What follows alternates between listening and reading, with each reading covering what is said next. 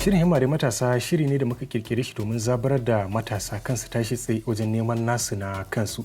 Mai ko a ce sun dogara da wani ko kuma su nemi aiki na gwamnati ko kuma sai za su nemi aikin kamfani ko banki ko makamancin haka.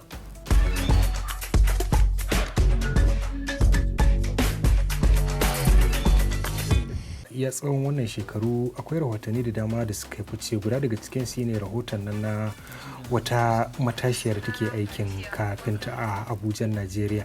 Baya ga ita kuma akwai wata matashiyar da take yin gyaran janareto.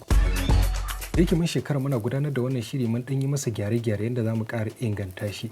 Guda daga cikin irin abubuwan da za mu duba shine mu mai da hankalinmu akan mata. Za ku iya samun waɗannan videos ɗin kuma a shafinmu na Facebook na DW Hausa. Kuma akwai shafin Instagram da muke da shi